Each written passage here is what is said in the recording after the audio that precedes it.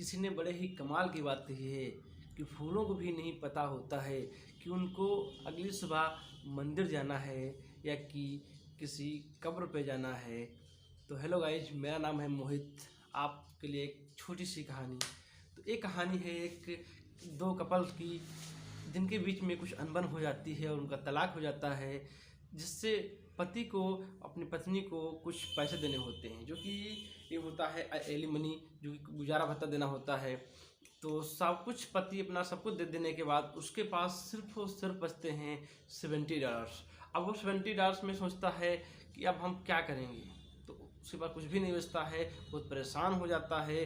तो सोचता है जिस $70 अच्छा है, हम तो मर ही जाते हैं, अब खुदकुशी कर लेते हैं। बट उसको बाद में एक मन में एक खुराफाती सा आइडिया कह सकते हैं, जैसा भी आइडिया कह सकते हैं, बट बहुत अच्छा आइडिया आया।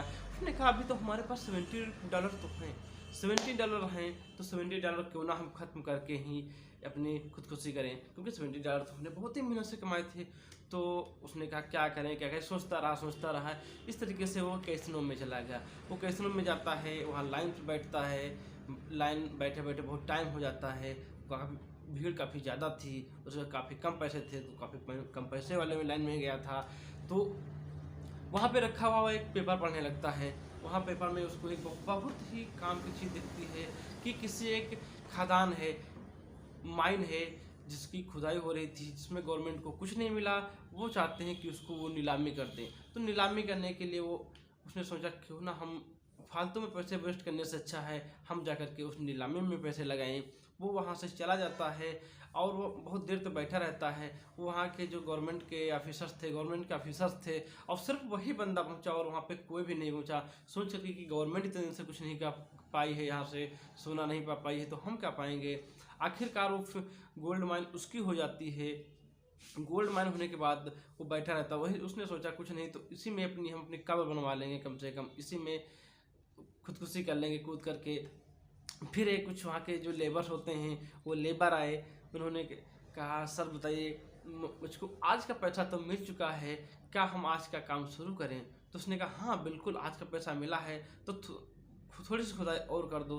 तो जब खुदाई करने लगते हैं तो वहाँ से जैसे ही थोड़ी सी खुदाई होती है, 3 फीट की खुदाई होती है, तो वहाँ से निकलता है चमचमाता हुआ गोल्ड निकलता है।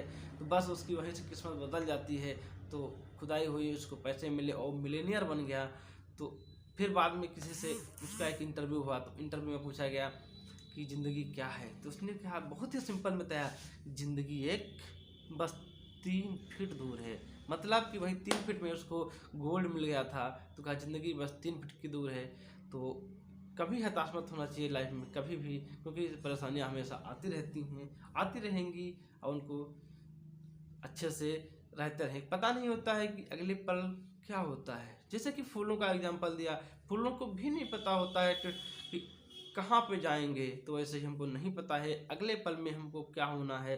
तो इसलिए स्वस्थ रहिए, मस्त रहिए। सिर्फ एक ही बात कहना चाहूँगा, करो कुछ अलग, बनो कुछ अलग।